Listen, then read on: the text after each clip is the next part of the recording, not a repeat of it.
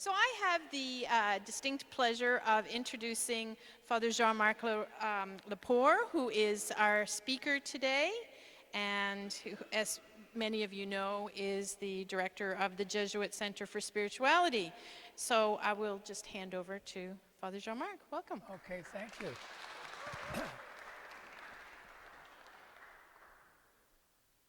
I also would like to mention that I'm the priest in charge of St. Patrick's Parish on Brunswick Street, so that's one of my other, how would I say, privileges, and at times cross to bear, so like anything else.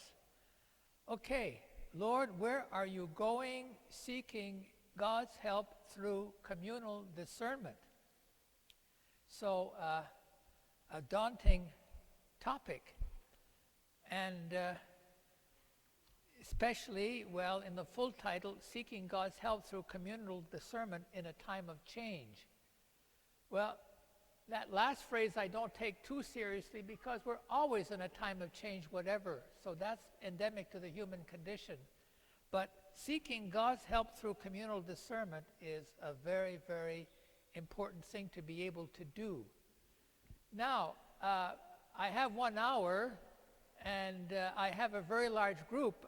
I mean, what I would like to do is to be able to, well, give you some principles and maybe doing a little bit of role-playing and seeing how we can do that. And I'm not sure that we're going to be able to do that in, well, this kind of a setting, but we'll do the best we can. We'll just have to stumble through as best we can. And, well, at times I will pause for comments and questions. So what I'm going to do, basically, I'm going to take you through, let's say, for example, well, I did this recently at St. Vincent de Paul Parish, where I was called upon to do a session. Well, not just one session. I did 5 sessions.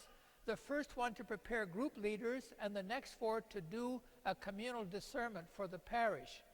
So I'm just going to pretend that you people are all potential group leaders, and I'll take you through the process and what it involves. Now, you might not all be group leaders, but at least you'll have a sense of flavor of what is involved in communal apostolic discernment.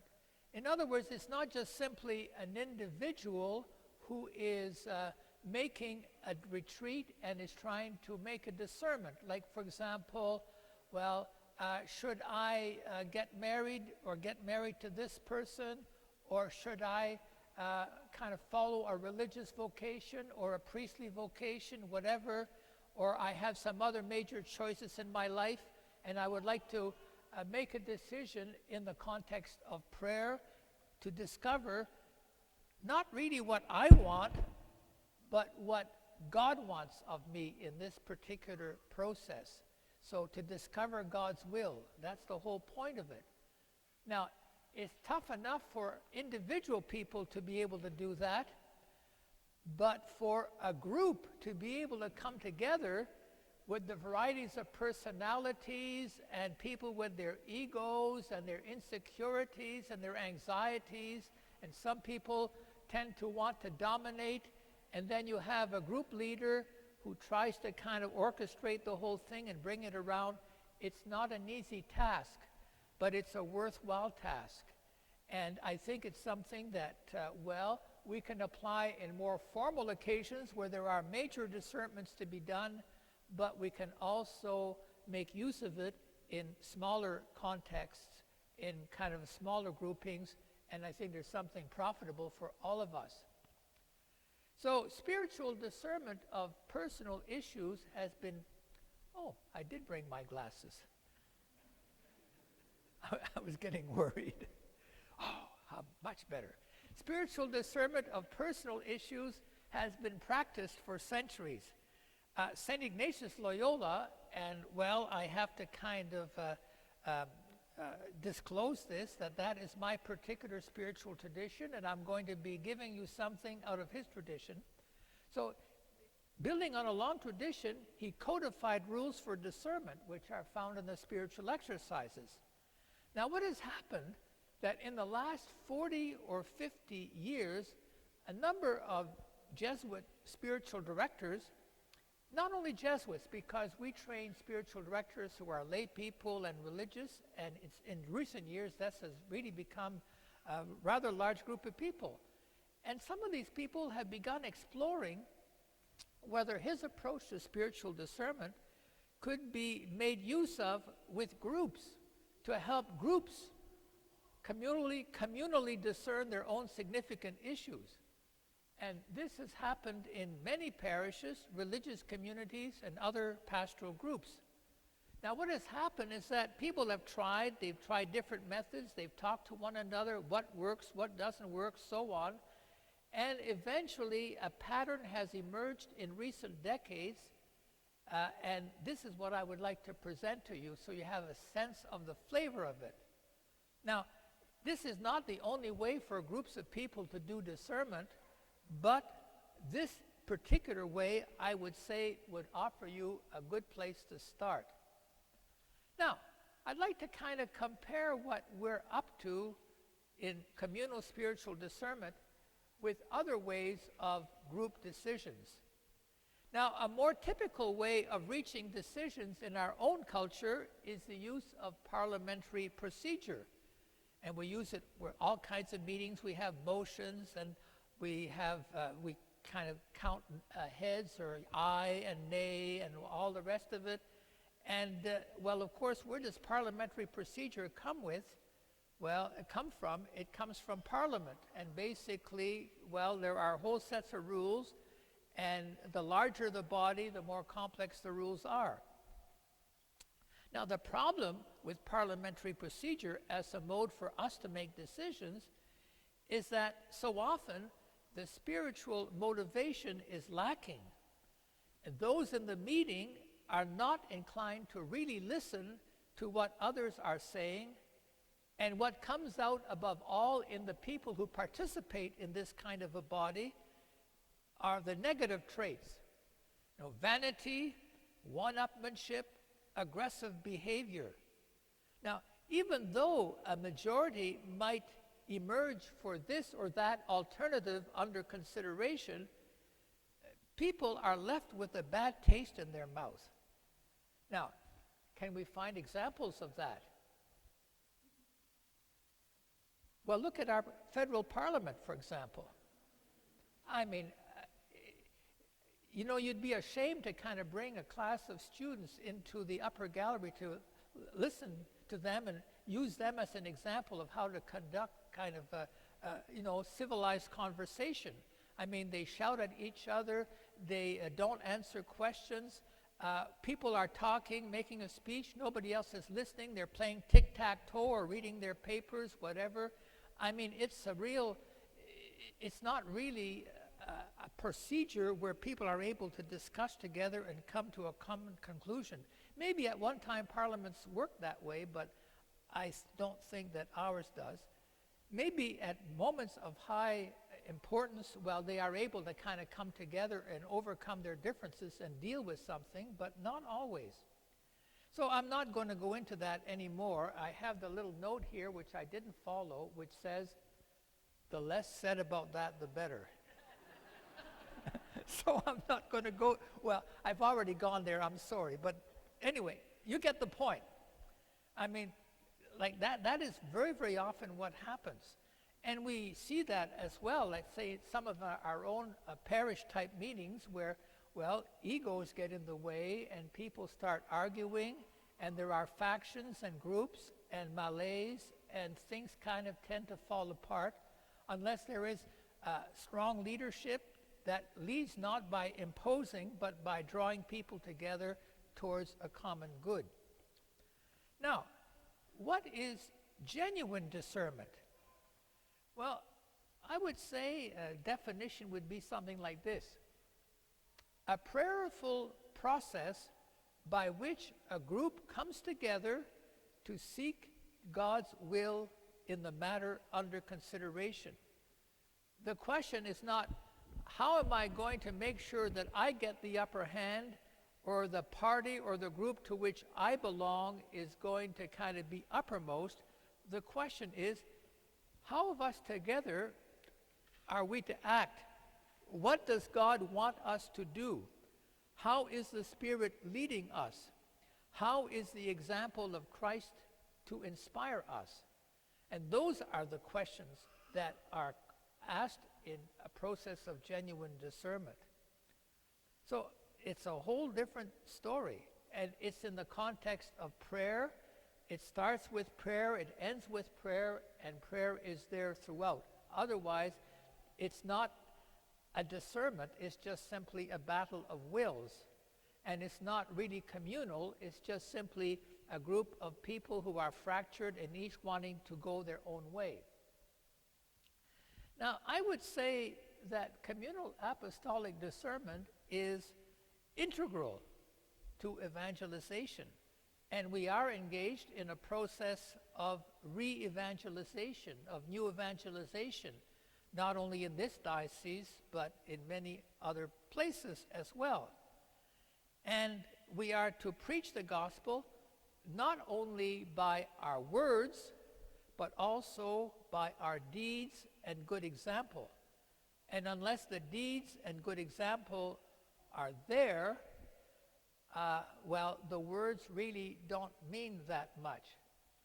So, what Jesus said is not hear how they love one another, it's see how they love one another. So see how they love one another, how they are able to reconcile their differences in a gracious way and move ahead together. And if people see in us an example of a real community that works together towards a common good, well, what happens, we will be much further ahead in winning the population, the people around us, over to Jesus Christ and to the Christian community. And not only because perhaps we made good choices in our communal discernment, but also of the example of how we go about in our discernment. Now, this does not mean that the group is going to be unanimous, but what it means is that there's going to be a consensus. Now, yes, obviously, let's say you're deciding, for example, well, here are two churches, and they have to combine, and, one of the buildings has to be set aside. Well, that's an example which has taken place a few times in the Archdiocese, like not too far away from us. At one time, there was this kind of a process involving St. Stephen's Church and St. Joseph's Church. Yeah, I mean, that was one process. And I remember being involved in a process which did not lead to one of the churches closing with St. Anthony and St. Paul's Church in Dartmouth. And this is something which is happening all over Canada, all over many dioceses, where we have to kind of find ways of combining. I suspect that there's a process like that going on at St. Thomas Aquinas and Canadian Martyrs. I don't know any of the details of that. But anyway, what happens is there is a discernment. If there's not a discernment, well, you have a rancorous meeting, and there are some people who are the winners, and then you have other people who are the losers. And the winners are just very, very happy that they won because they had a majority, and the losers will go and they feel very, very badly. And in a situation like this, well, if people feel badly, well, they might decide, well, we're not going to go to this church. We're just simply not going to go to church. I mean, that type of thing can happen. So what we want is a consensus such that, well, if the discernment is carried on in the proper way, well, then obviously, let's say, yes, there's going to be a decision to move ahead in a certain direction, but those people who favored the other side, they have taken part in the process. It's been a process covered by and undergirded by prayer, and people are likely to say, well, look, I don't really agree with this decision. This is not my preference, but I really have a sense that the discussion took place in the Spirit, and even though I don't like the decision, I'm ready to go along with it. I'm ready to accept it and to sort of simply move along in that particular direction. So there's a consensus. The consensus meaning that some people favor the decision and the other people who don't favor the decision are willing to accept it and go along with it. And hopefully, if you do good communal apostolic discernment and the Spirit is very active, well, you end up with a very, very strong consensus. Like you take, for example, Vatican II. I mean, the bishops kept on voting on all these various issues, but they didn't kind of force the votes so that all of a sudden you'd have a majority of 55%. They kept on discussing and working their way through and praying over the decisions, and when they took the vote, well, normally it was something like 2,050 to 75. I mean, almost a virtual unanimity, but not quite. So basically, that just gives you a few general principles having to do with what we're trying to achieve this afternoon. And I just want to kind of mention to you that I've given you a page with two on one side and on the other side. The first side is just simply a very brief summary of what I'm going to be talking about. And on the other side, well, I have a couple of small pieces, I think, which are very, very important on benevolent interpretation and communal compassion. They're two principles that are very, very important in this whole process. We'll talk about that later. Before I go on, are there any comments or questions thus far? Yeah. Now, somebody has a microphone here. Oh, yeah. Oh, okay. Anybody else not have a handout?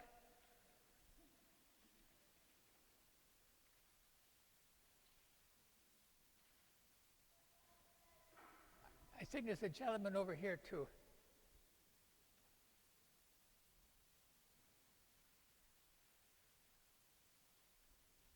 Yeah.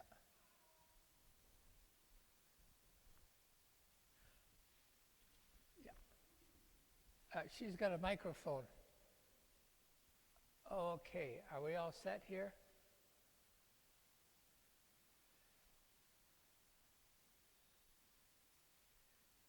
You people can hear back there? God, this is a typical Roman Catholic congregation. Some people like to go in the back. Anyway, I'm not going to badger them any more than that. Okay. Now, okay, so you got your... Now, there's a lady here who wants to ask a question or make a comment. I just wanted to comment that probably most of us have experienced the process of prayer, discernment in a group, seeing what people think, and then making that decision then. And I really like the idea of doing that not twice, but almost 3 times. Get people to rethink and re-pray and rediscuss. I think that's great because sometimes we will make decisions. Even though we go along with it, it isn't discussed enough, and then people go away unsatisfied. Yeah, okay, thank you. I think you have touched on a very important point that, like, let's say it's a very simple decision. Well, first of all, you're not going to make an apostolic discernment as to whether you're going to wear your blue pajamas or your pink pajamas. You just simply grab a pair of pajamas and that's it. There are things that are not worth discerning. They're just simple. If you're having a sort of relatively small item, well, you can do it more quickly. But then if it's a real discernment, yeah, you need to take your time. And there's sort of an orderly progression of meetings by which you can tackle the topic and come to the point where you're ready to actually make the discernment. But that needs some time. Now, I wish I had the time to talk about all that, but I'm not going to be able to. I'm just going to talk about what might happen in a meeting, you know. And even there's a process that one can follow that will really help very, very much in sorting out exactly what's going on. Anyone else? There's a gentleman back there.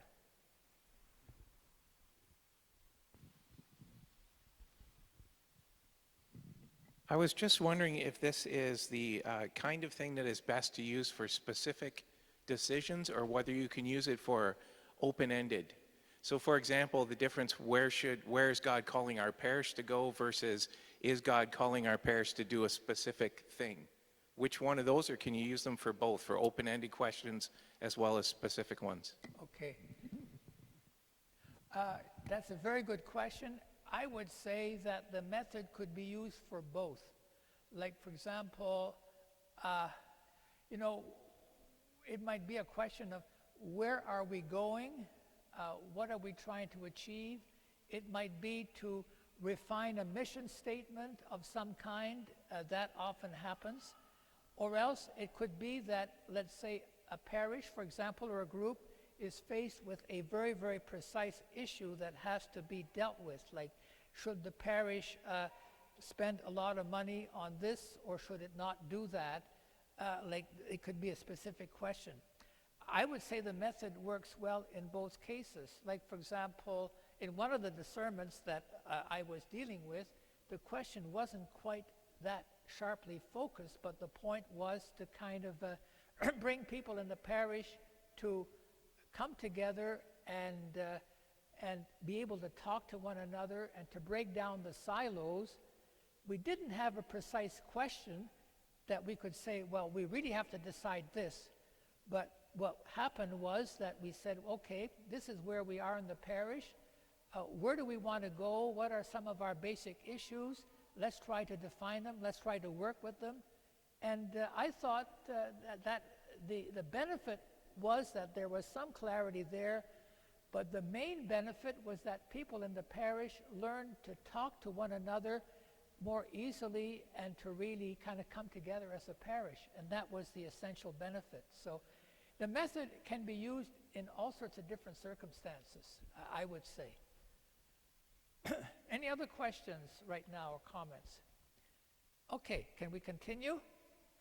Now, we're going to pretend that we are going to sort of sort out a particular question, whatever it is.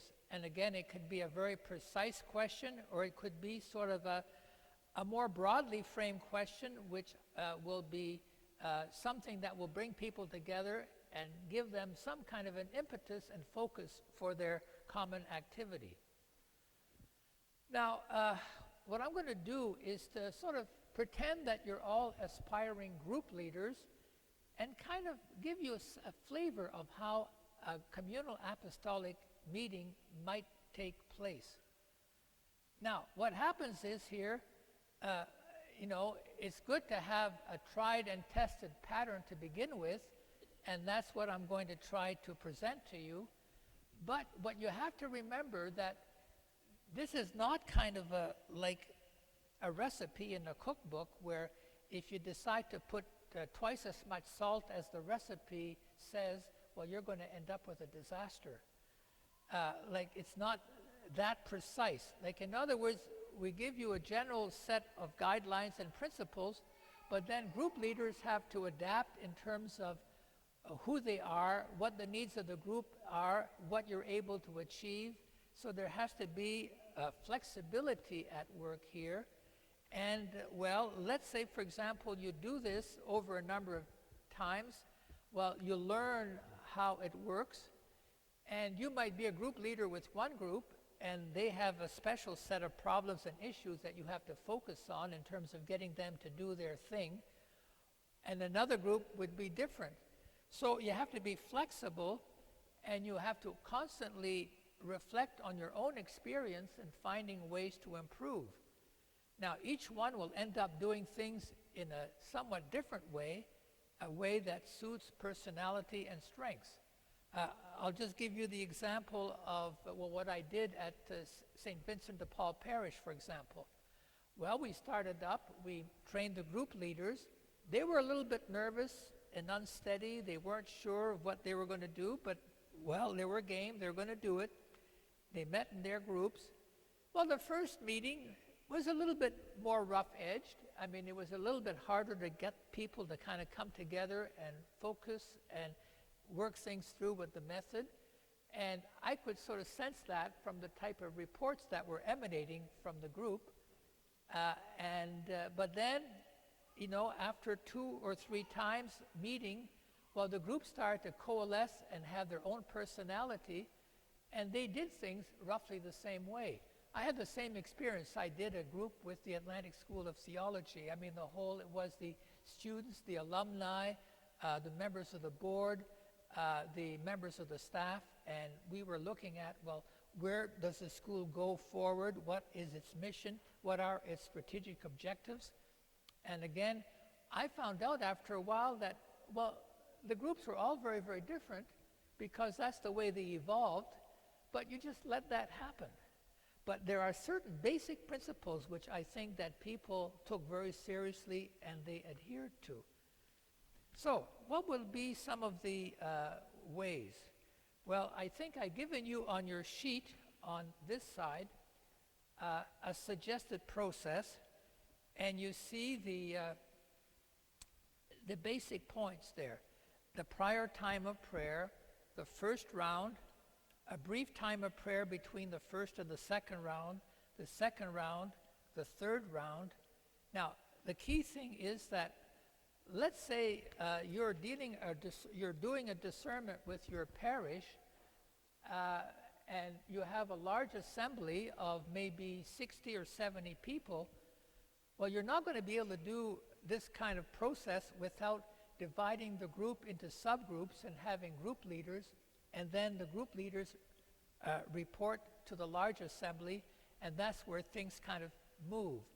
And I found that a very good way of proceeding. Like one of the meetings that I had, well, as people reported in groups, I could see that there was a lot of heads nodded, people were enthusiastic, and the overall effect was a very, very positive one. So basically, you kind of have to divide larger groups into smaller groups. What would be the size of a smaller group? Well, let's say you're dealing with a parish council and you have 14 or 15 members. Well, you might be able to work with the parish council. But if it's a large assembly of more than, let's say, 20 people, well, then I think you're better off dealing with small groups. Because otherwise, you're going to have some people who are never going to say anything. You have people who are introverts, and they just sort of sit there, they don't talk, whereas in a smaller group, well, you are able to set the group up in such a way that everybody is given an invitation to speak and to kind of come up with their own contribution, and that is much better. Often introvert people who don't have that much to say initially, if you kind of get them to speak, you give them the time, they often will come up with some very, very precious additions to the conversation. Some people, they just listen, they soak it all in, and then maybe they're able to say a word at the end which summarizes the whole thing very beautifully. So you have to kind of give room for people who are extrovert and like to talk, but also give everybody a chance. Now, the other thing is that like this is a suggested process for one cycle or one time of meeting, but to deal with an issue, you might need to go through 4 or 5 different meetings.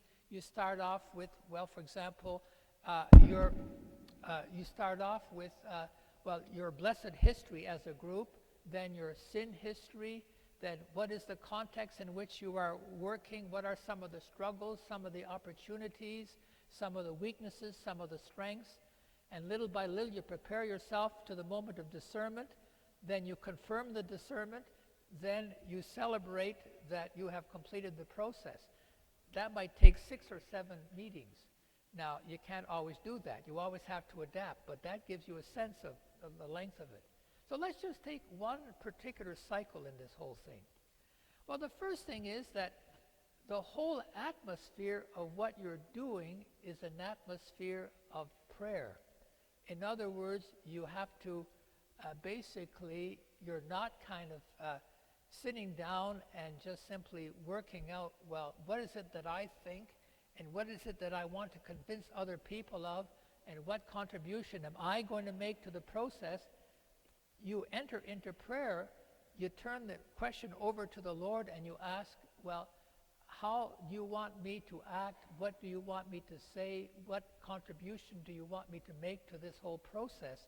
So it's not just simply you kind of and your contribution, but it's you and your openness to what the Lord wants. Now, obviously, like if people are open that way, there's a much greater chance that they will be able to, in the end, to come together with some kind of a common understanding. And so, a prior time of prayer for individuals to reflect on the question to be discerned and to be ready to share what has happened to them in their prayer. So two things, the prayer, and then at the end of the prayer, a period of reflection, because the persons who have engaged in this prior time of prayer are expected at the beginning of the meeting to, in the first round of the meeting, to share the fruit of their prayer. This is what happened to me. This is what came to me in the course of my prayer. And that's a very, very important and central part of it. It's not, well, here are my arguments, but this is what happened to me in prayer. I got this new understanding that I didn't have before. This particular conviction sort of grew within me that this is what I needed to say. This is where I want to go. Here's a value that I considered very, very important in my prayer. This is how the example of Christ moved me. This is where I started off, and this is where I ended up in my prayer, and there was a complete change because I went into the prayer, and the prayer just simply changed me in a certain sense. All of that. So in other words, you report what happened to you in your prayer. Now, that's a very, very difficult thing for a lot of people, and it will take them a little while to kind of get on to that. I mean, it's difficult enough when you're doing an individual discernment, but when you're dealing with a group, people are at different levels of development in their own prayer life and their own ability to reflect on their experience, and you have to be patient with them and let them grow and develop in that. And eventually, well, you'll have some people who will be in touch with some very kind of profound and earth-shaking things that have happened to them in prayer, and that's very, very important. So that's something that you do, and like I know my tendency would be to give them a prayer sheet. You try to formulate a question, like in other words, what is, well, for example, let's say it's a very, very kind of clear question, like shall we keep this particular building for our parish community or that particular building? Or else it might be, well, what changes do we need to make in our way of functioning to be better evangelizers? It might be something fairly broad, but there has to be a focus so that everybody is basically dealing with the same type of issues. So, prior time of prayer. You come together in your meeting, and let's say, presuming that you're the group leader. And I'm not saying that all of you are called upon to be group leaders, but I think it's a good way to understand the process from that point of view. So all participants who are in the group are invited to individually share what has happened to them in their prayer. Now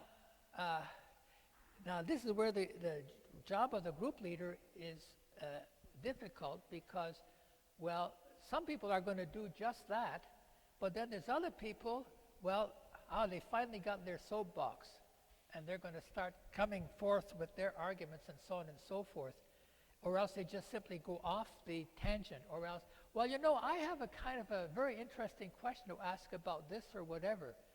Well, I think you need to nip that in the bud, because otherwise, like, the thing is just going to go all over the place and it's not going to happen. You need to kind of keep the focus. And how to be, how would I say, gentle and forceful at the same time is not always easy. I know myself it's something that I sometimes do successfully, and other times, well, I might come across as being too abrupt. At other times, I should have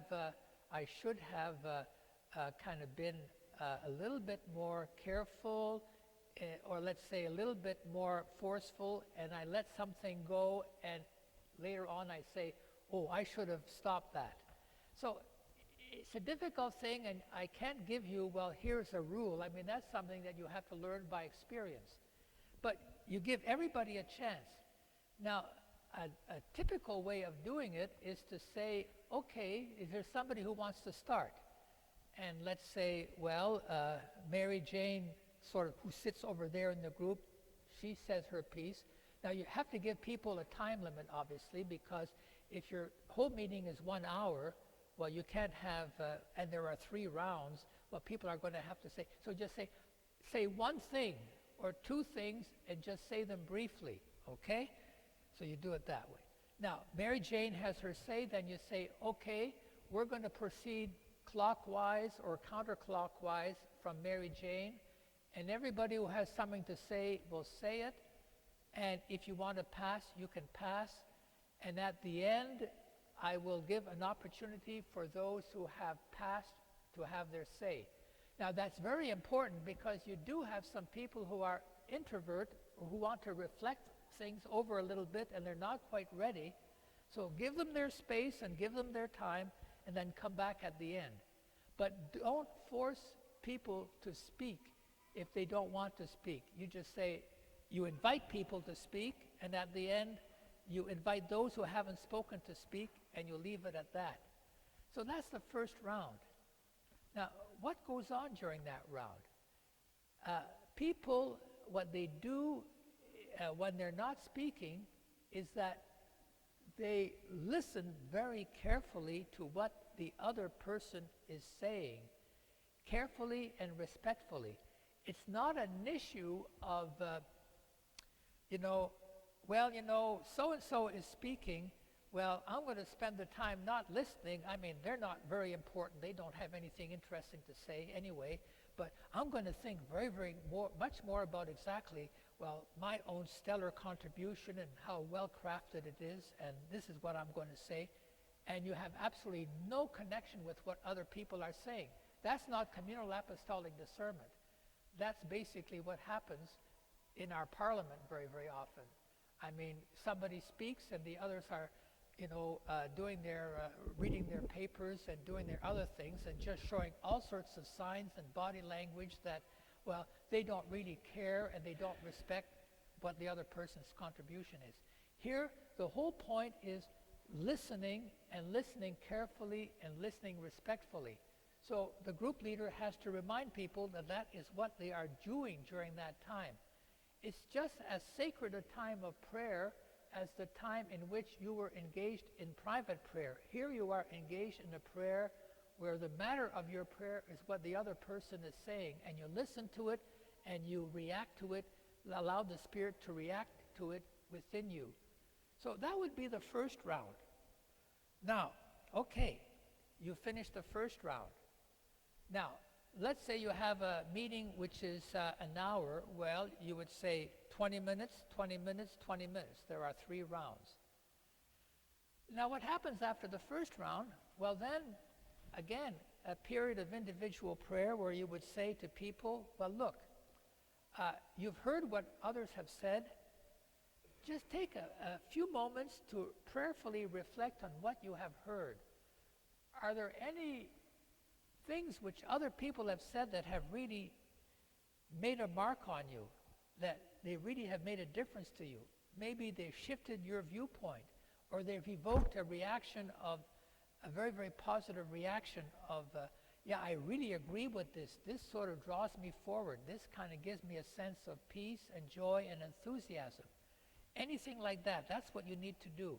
And the other question is, okay, out of all that I've heard, do I sense that there is some kind of communality here, that different people are saying different things, but basically they're moving in the same direction, that there is some kind of a common purpose or common will that is beginning to emerge out of it. That sometimes is very, very powerful. Like you'll have a whole bunch of people will speak, and it doesn't take long to realize, wow, they're all speaking in the same direction. They're all saying basically the same thing.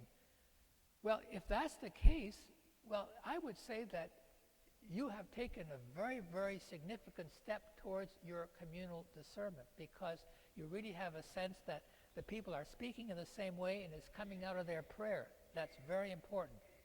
It's not always that way, but I think it is often that way. I mean, I've had experiences where, well, it just happened very, very quickly and very strongly, and well, that's a wonderful thing. In other cases, it takes a little bit more time for this kind of thing to emerge. So this time of prayer is basically for that.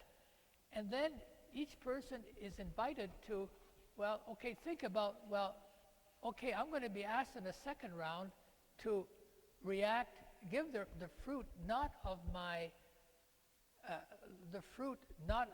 private prayer before, but the fruit of what happened to me while I was listening to the other people speak. Now, that would be the second round. And you can go through it the same way. Let's say maybe this time it's George who's sitting over there who speaks first, and then you use the same method of going counterclockwise or clockwise, and then giving people the opportunity to pass. And then after that, you just simply give people the opportunity to pass, and then afterwards, well, you ask the other people in the group if they have anything to add, if they have something to say after having heard the others. And often enough, sometimes some of those people who did not want to speak at the beginning have something very, very valuable and very positive to contribute there. So now the whole point there is, well, okay, in a parliamentary procedure, well, if you're asked to speak a second time, well, that would normally be a way of a time in which you would be demolishing the arguments of your adversaries, or else a period of rebuttal. Like, for example, if in your law court, you sort of, well, my honorable friend over here said such and such and such and such, but, well, he's completely full of beans for this and that and the other reason. I mean, that's what happens. Well, that's not the whole point of it. The whole point of it is to basically to reinforce the positive and to kind of try to allow the positive to grow. So if you notice as a group leader that somebody's kind of, well, getting on their soapbox and going in that direction, well, I think you have to kind of be able to bring that to a halt. Again, forcefully and gently. And I wish I knew that there's a sort of a secret that I can give you to be able to do that. You just have to learn how to do it with your own temperament and your own resources and knowing the group that you are dealing with and the individual people. So basically, what happens, that's the second round. Now, what happens at the end of the second round? Well, I think people have had a real sense of how the Spirit has moved individuals and how the Spirit is moving within the group. Now, that means in the third round, where you just simply engaged in conversation, in debate, in discussion, like you would in any kind of parliamentary assembly, well, you already have built this background of prayer and discernment and kind of being open to the way of the Spirit in the group, and you try to kind of follow that you try to follow on that and build on that. And ultimately, well, what happens is the group normally would be able to come to more rapidly to a consensus. Not an easy thing to do, but I think it's sometimes, very often it works. Now, what does that mean? It means ordinary discussion, and you don't kind of, you might want to have a sort of a way of getting people to be able to speak one after the other, or else you might just simply, how would I say, I guess often in the lingo is, well, you just kind of allow the group to function popcorn style. You know, this one wants to talk, and then that one, and then that one, and that one.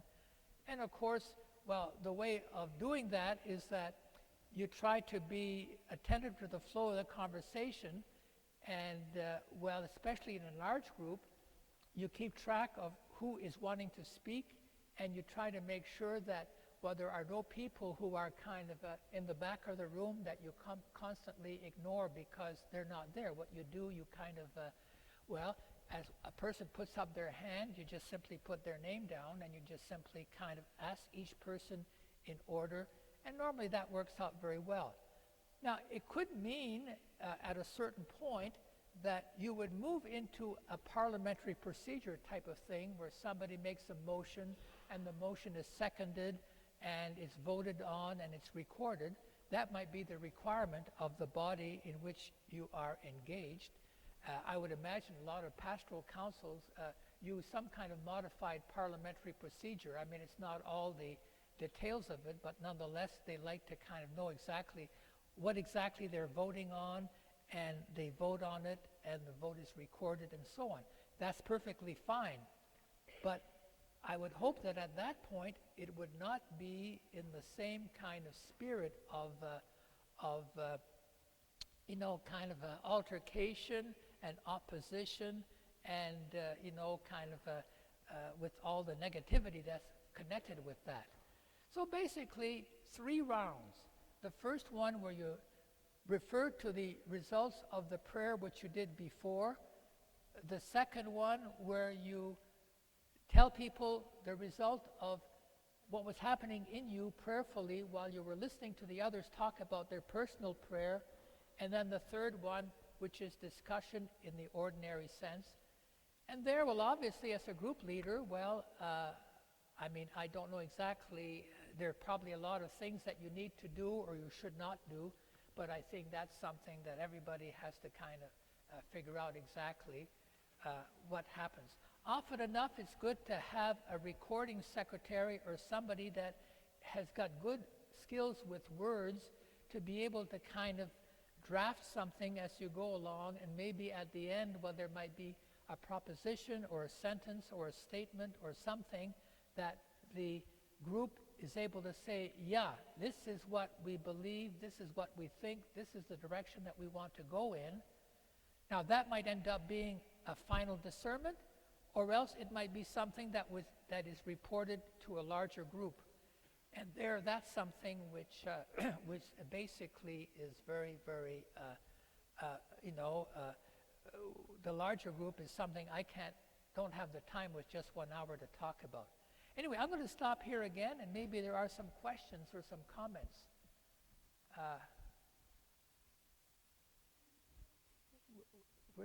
You have, okay, anybody? God, was I that clear or was I that unclear? It's either one or the other. Who wants to cast the first stone? There's a gentleman right there. Father, what do you say about the physical setup as part of the dynamic? In other words, we're sitting here in rows, not very good for a conversation. No, it's not good. If you have a small enough group, presumably you do a circle. I think that the ideal is a circle. But let's say, for example, you have a group of 100 people or 50 people. You have no choice but to have this kind of a setup. But, you try to avoid that. And, often enough, just people sitting in a circle is good enough. But then it might be people sitting in a circle with, a table in the middle where they can have their papers and so on. So I think you do the best. But ideally, where everybody can see everybody else. That's what you're looking for. Yeah.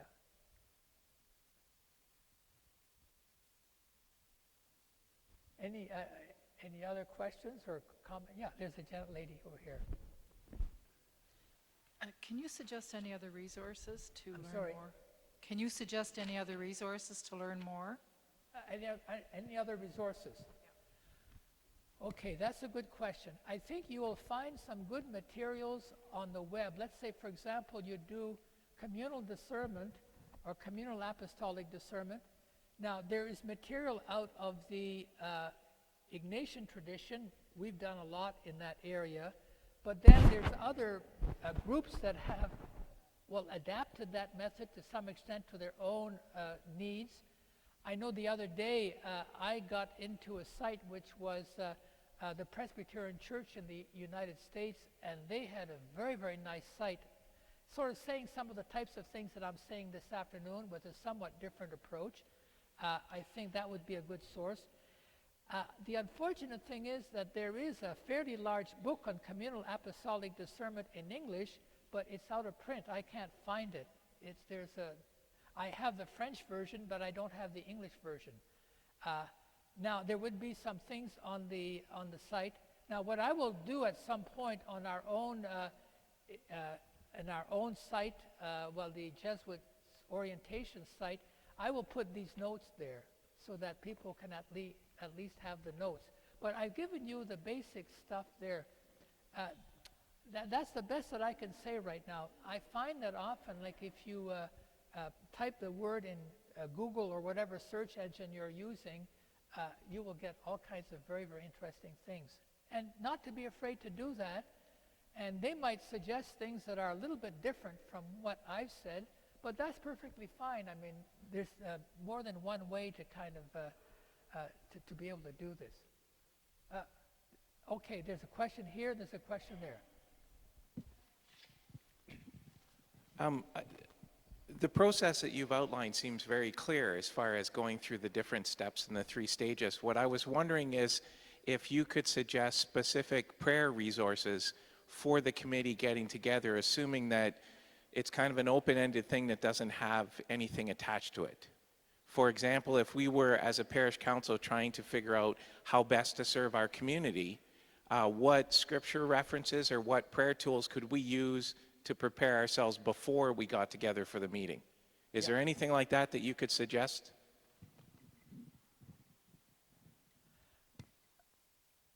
Yeah, that's a very, very good question, because I know, well, first of all, I think you're onto something very important, that before you come to the meeting, that there is a period of prayer, or even more. Like often enough, what I would do is to say, well, here's a prayer, and I would like you to go back to this 3 or 4 times.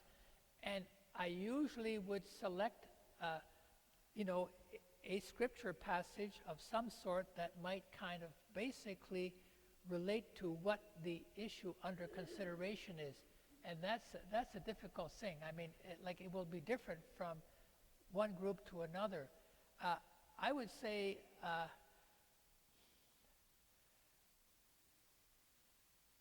if you're dealing with a group where there are all sorts of different people with different experiences and different skills, and you're trying to bring them together to sort of achieve some kind of a common purpose, one of the best texts that I would kind of suggest is the text of 1 Corinthians chapter 12, where it talks about, well, the many forms of service, the many charisms, the many ministries, and there's the one God, the one Spirit, the one Lord Jesus Christ, and how the different parts of the body kind of come together. And we are all quite unique and different, but we all have, let's say, we belong to the same body, and we all work together. The complementarity. I think that's a very, very good text. I would say, again, I like 1 Corinthians. The hymn to love in 1 Corinthians chapter 14, I think, is another very, very key passage. Basically, that type of passage, I think, would be the type of passage that would be good. But then, depending on what the, let's say, the discernment is, let's say, for example, you're discerning as to whether to close up and move into something completely new.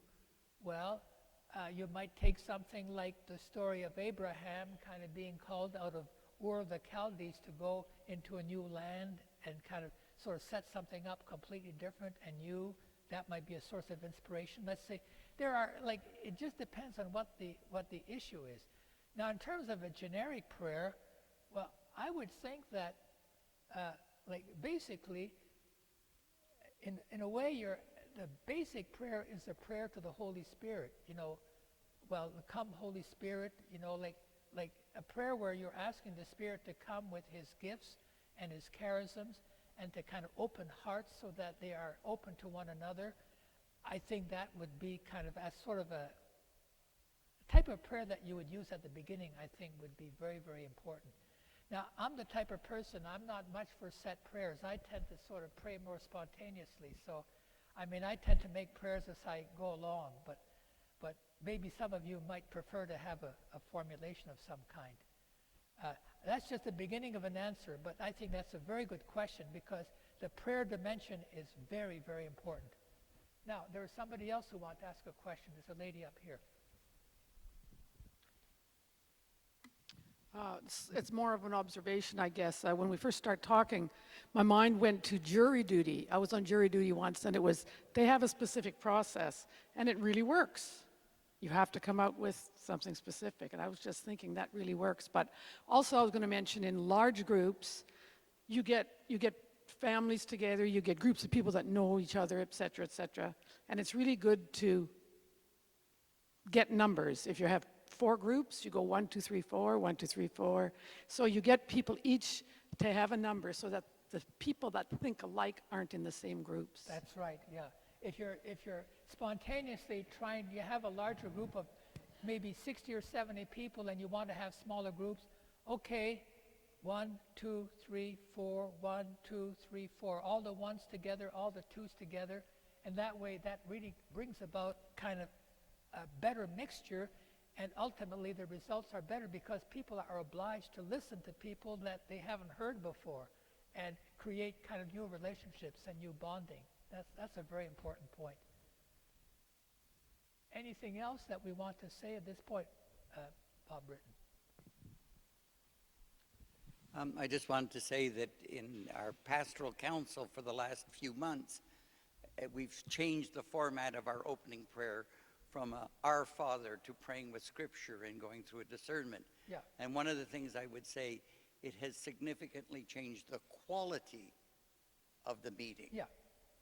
The other thing is, I think of on another situation where we were meeting with a group of people who were angry would be a mild word. Okay? That happens. And what we did was we purposely began with taking time to pray with Scripture. And really, the anticipated result that we thought might happen beforehand, in fact, didn't happen.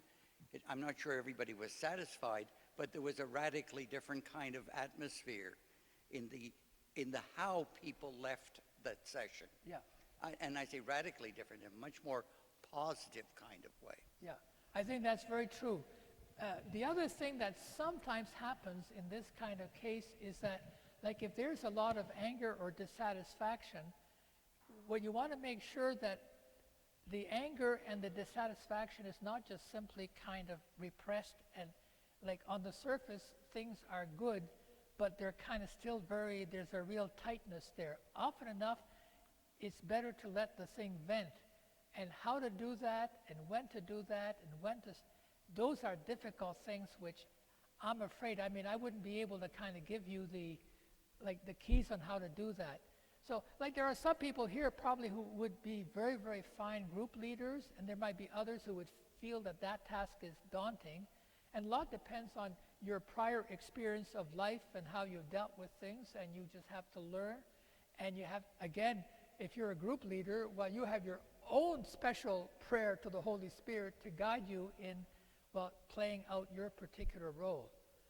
Okay, I'm just looking at, we have 5 minutes, and I just want to do something to end up, which is the other side of the page that I've given you. And I'm just, I think these are important principles, and I think it's worth just going through them.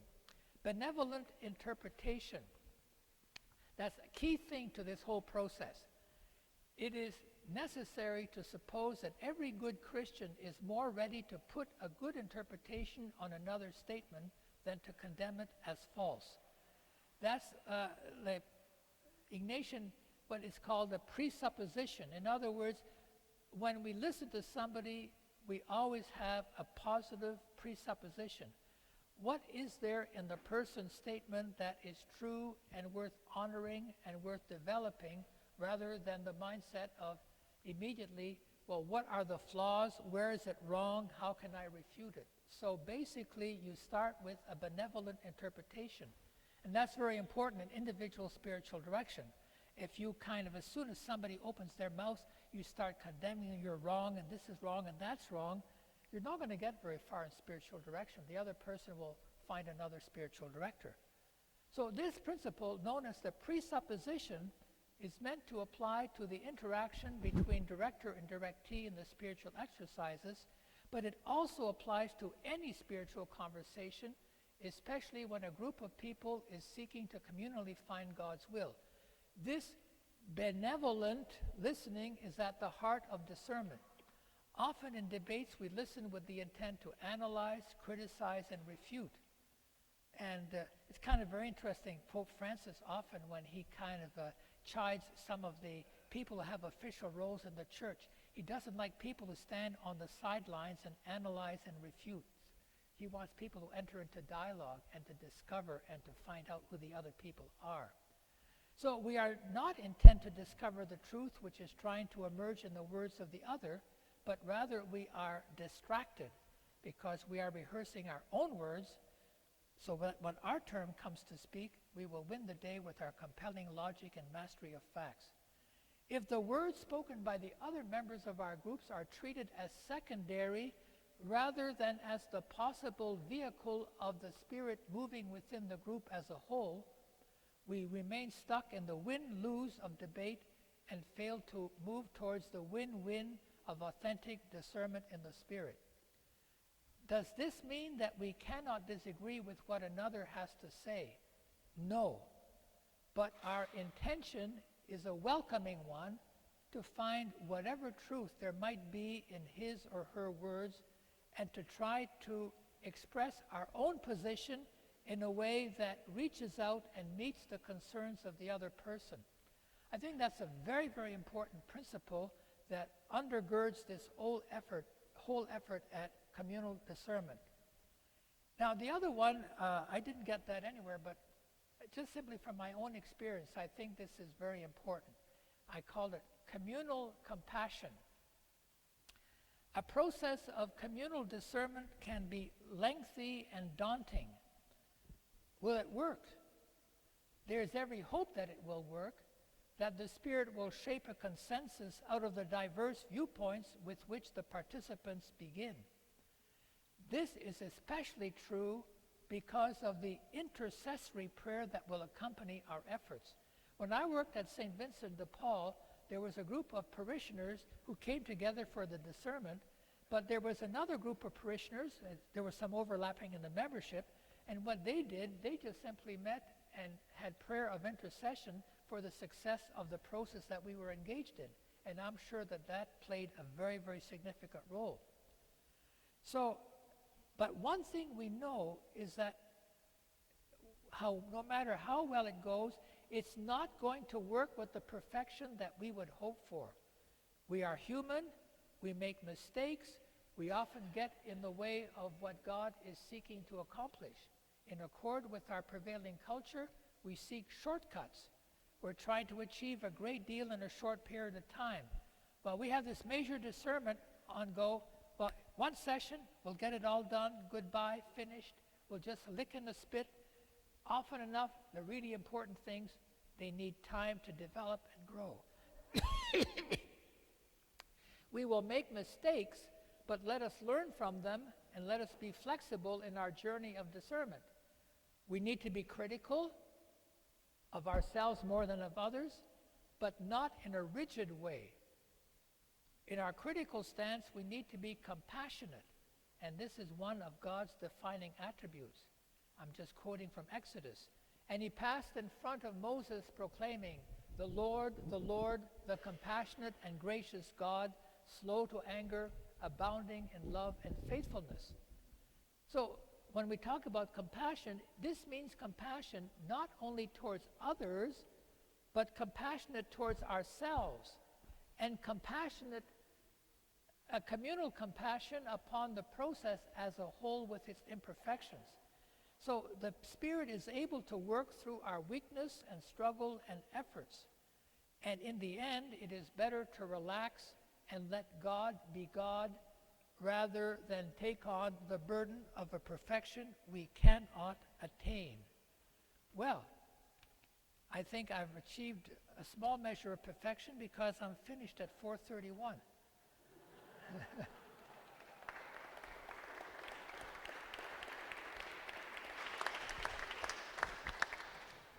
On behalf of the Archdiocese of Halifax-Yarmouth, thank you very much, Father Jean-Marc. You're very welcome. Thank you for your Yeah. insights and experience. Now, like at some point, if any of you are engaged in this kind of work and you're interested in some pointers or to talk things over, Well, I'm at the Jesuit Center of Spirituality, and, well, I would be very, very happy to help you in whatever way I can. So know that. Okay, thank you.